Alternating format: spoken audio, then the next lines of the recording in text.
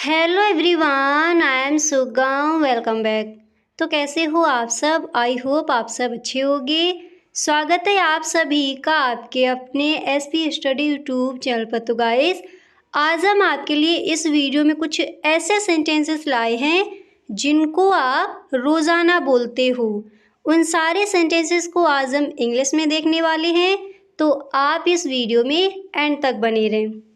कुछ most important daily use sentences आज हम इस वीडियो में देखेंगे। Okay, let's begin. तो यहाँ पर जो आपका फर्स्ट सेंटेंस है तो वो मैंने यहाँ पर लिया है, और जैसे आपको कहना हो, आपके भाई को कब से बुखार है। आपके भाई को कब से बुखार है। इस तरह से अगर आपको किसी से कहना हो तो आप इस सेंटेंस को इंग्लिश में बोलोगे, How long has your brother been down with fever? How long has your brother been down with fever? आपके भाई को कब से बुखार है। क्या बोला जाएगा इंग्लिश में? हम इस सेंटेंस को इंग्लिश में कहेंगे How long has your brother been down with fever? आपके भाई को कब से बुखार है। ओके, इस तरह से हम इस सेंटेंस को इंग्लिश में बोलेंगे। अब जैसे यहाँ पर दिया गया है भाई, आपको कहना है आपके सिस्टर को कब से बुखार है। हम इस सेंटेंस को इंग्लिश में कहेंगे how long has your sister been down with fever. आपके पिताजी को कब से बुखार है। हम इस सेंटेंस को इंग्लिश में कहेंगे how long has your father been down with fever. जिसके बारे में भी आपको कहना है उनको यहाँ पर आप रख सकती हो। और यदि आपको इस तरह से ही कहना हो आपके भाई को कब से बुखार है, हम इस सेंटेंस को इंग्लिश में कहेंगे how long has your brother been down with fever. Okay, इस तरह से। अब इसके बाद जो आपका अगला सेंटेंस है तो वो मैंने यहाँ पर लिया है, जिसे आपको किसी से कहना है मैं उसे धोखा नहीं दे सकता। मैं उसे धोखा नहीं दे सकता। इस तरह के सेंटेंसेस अक्सर हम अपने फ्रेंड्स के साथ बोलते हैं। तो जब भी आपको कहना हो मैं उसे धोखा नहीं दे सकता, हम इस सेंटेंस को इंग्लिश में कहेंगे I can't cheat her. I can't cheat her. मैं उसे धोखा नहीं दे सकता। क्या कहेंगे इंग्लिश में? हम इस सेंटेंस को इंग्लिश में कहेंगे आई कैंट चीट हर। मैं उसे धोखा नहीं दे सकता।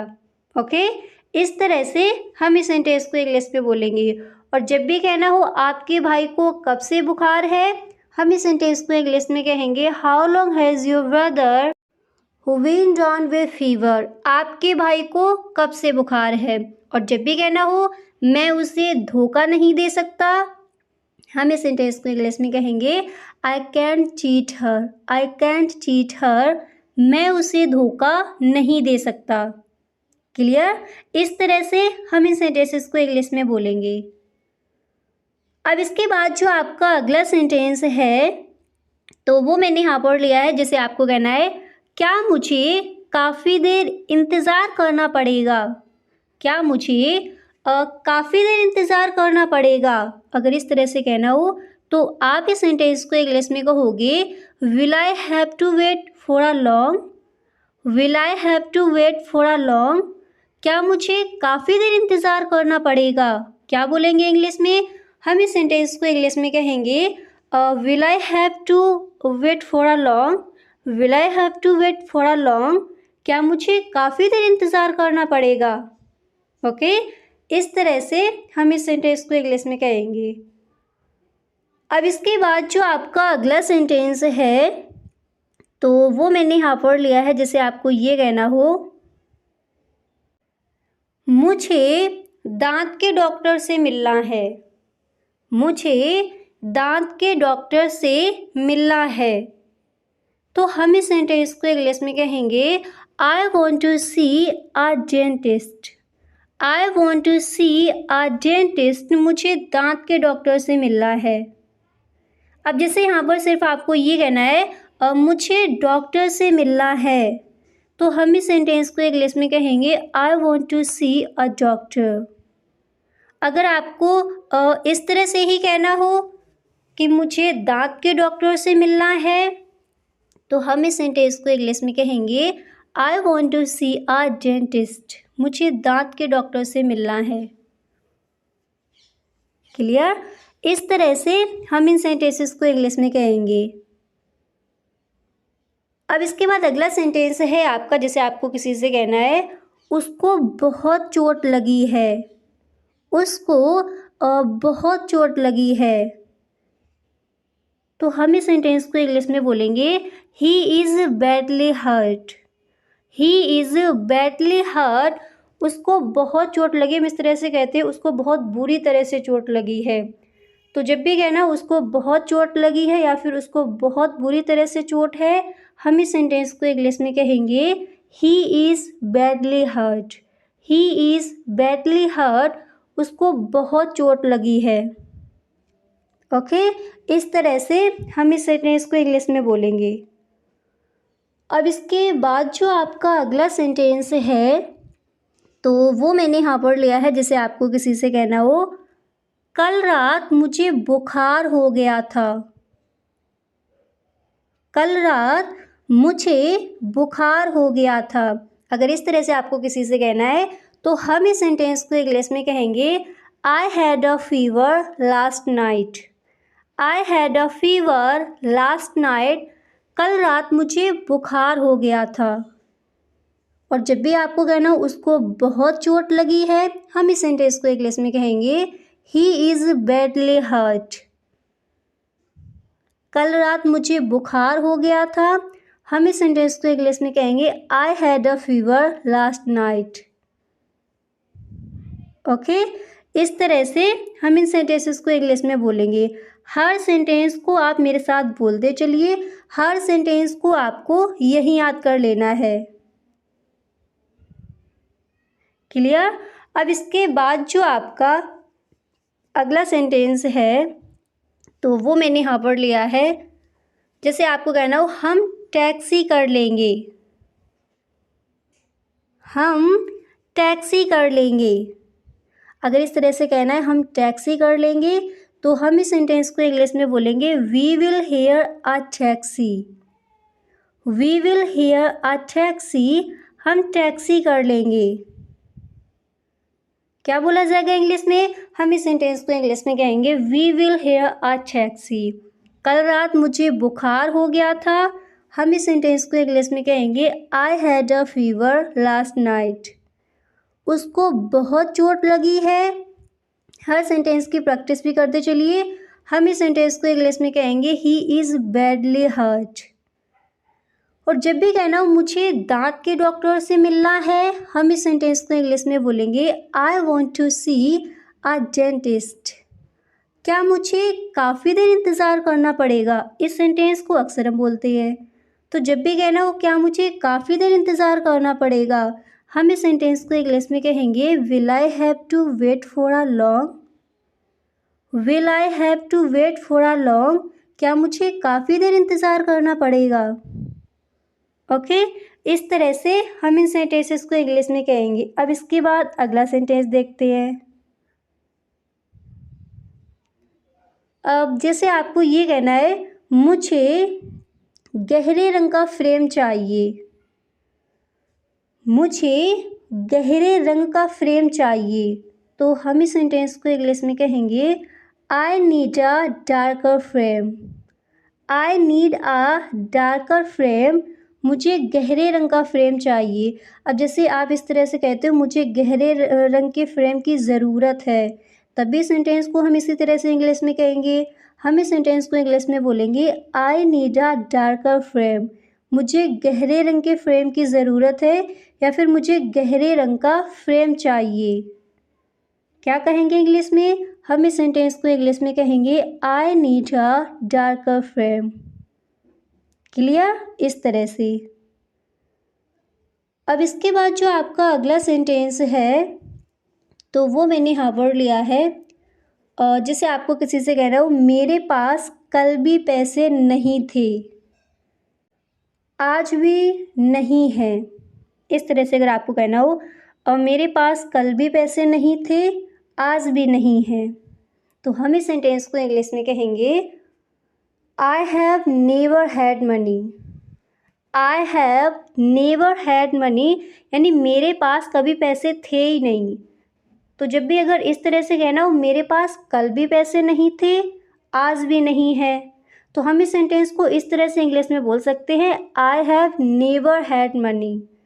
I have never had money, मेरे पास कल भी पैसे नहीं थे, आज भी पैसे नहीं है। क्या कहेंगे इंग्लिश में? हम इस सेंटेंस को इंग्लिश में कहेंगे I have never had money. Okay, इस तरह से। अब इसके बाद जो आपका अगला सेंटेंस है तो वो मैंने यहाँ पर लिया है, जैसे आपको किसी से कहना है आज के बाद मुझे फ़ोन मत करना। आज के बाद मुझे फ़ोन मत करना। हम इस सेंटेंस को इंग्लिश में कहेंगे don't ever call me again. Don't ever call me again, आज के बाद मुझे कॉल मत करना। हम इस तरह से कहते हैं आज के बाद दोबारा फ़ोन मत करना। तब भी आप इस सेंटेंस को इसी तरह से इंग्लिश में बोलोगे don't ever call me again, मतलब मुझे फिर से कॉल मत करना, मुझे आज के बाद फ़ोन मत करना। क्या कहेंगे इंग्लिश में? हम इस सेंटेंस को इंग्लिश में कहेंगे don't ever call me again. Clear? इस तरह से। अब इसके बाद जो आपका अगला सेंटेंस है तो वो मैंने यहाँ पर लिया है, जैसे आपको किसी से कहना है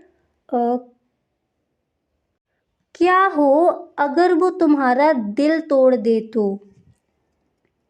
क्या हो अगर वो तुम्हारा दिल तोड़ दे तो। इस तरह से अगर आपको जैसे अपने फ्रेंड से या फिर किसी से भी कहना हो क्या हो अगर वो तुम्हारा दिल तोड़ दे तो, हम इस सेंटेंस को इंग्लिश में कहेंगे What if wrecks you hurt? What if wrecks you hurt? क्या हो अगर वो तुम्हारा दिल तोड़ दे तो। क्या कहेंगे इंग्लिश में? हम इस सेंटेंस को इंग्लिश में कहेंगे What if wrecks you hurt? Okay, इस तरह से हम इस सेंटेंस को इंग्लिश में कहेंगे।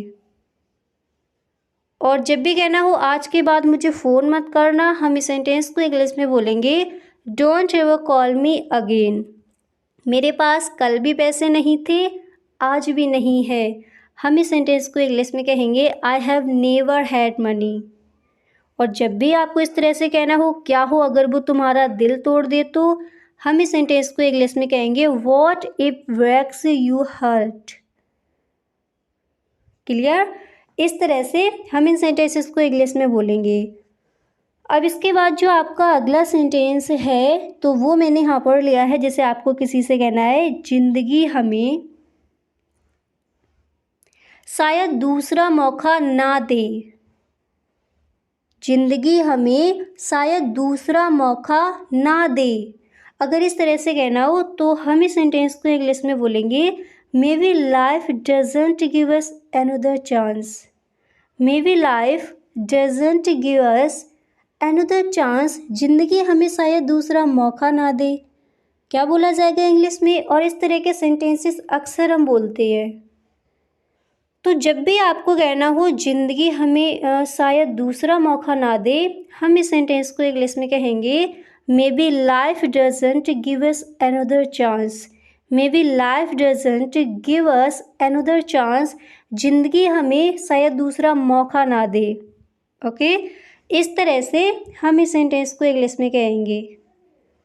अब इसके बाद जो आपका अगला सेंटेंस है तो वो मैंने यहाँ पर लिया है, जैसे आपको किसी से कहना हो उसने पुलिस को सूचित कर दिया।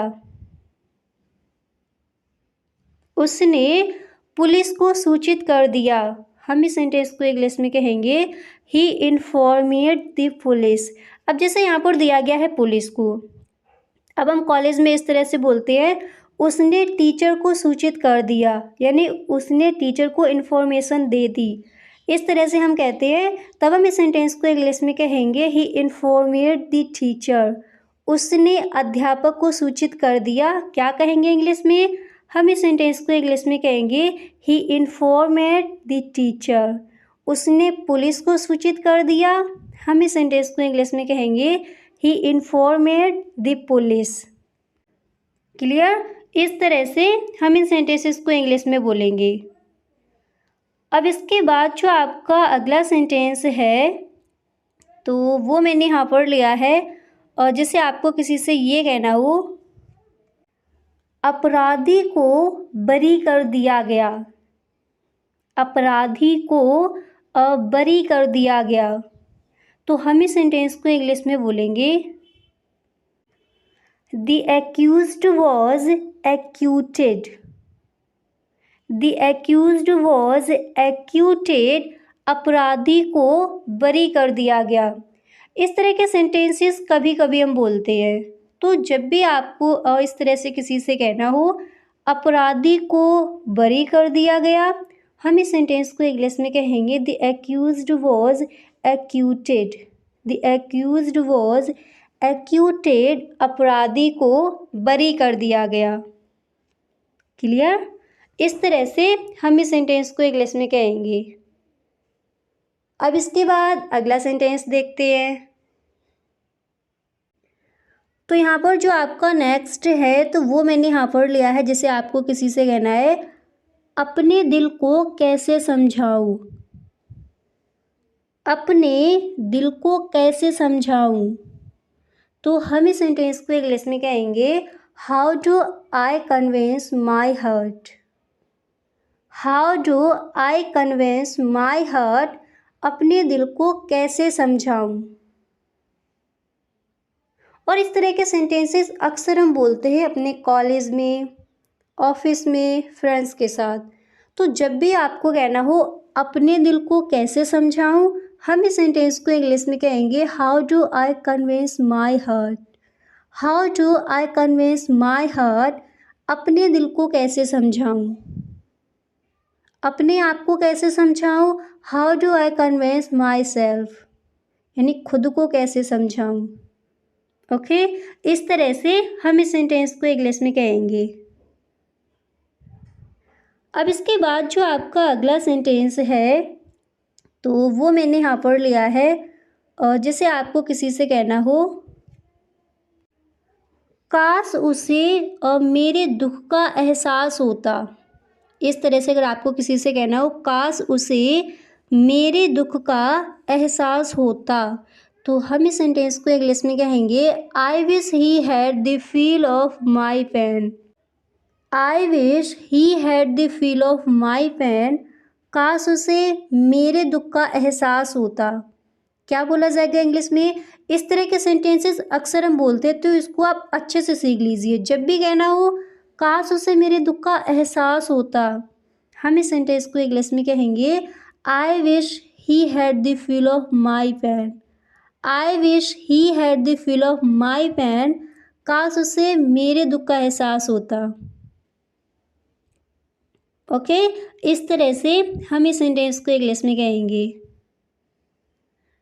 अब इसके बाद जो आपका अगला सेंटेंस है तो वो मैंने यहाँ पर लिया है, जैसे आपको किसी से कहना है, आप में से कितने मॉर्निंग वॉक पर जाते हैं। आप में से कितने मॉर्निंग वॉक पर जाते हैं। अगर इस तरह से कहना हो तो आप इस सेंटेंस को इंग्लिश में कहोगे, how may of you go on a morning walk. How may of you go on a morning walk. आप में से कितने मॉर्निंग वॉक पर जाते हैं, यानी सुबह टहलने जाते हैं, वॉक करने जाते हैं।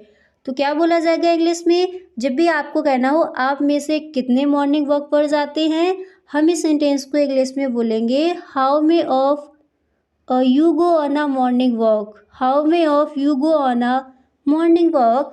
आप में से कितने मॉर्निंग वॉक पर जाते हैं। ओके, इस तरह से हम इस सेंटेंस को इंग्लिश में कहेंगे। और जब भी कहना हो काश उसे मेरे दुख का एहसास होता, हम इस सेंटेंस को इंग्लिश में कहेंगे, I wish he had the feel of my pain. I wish he had the feel of my pen.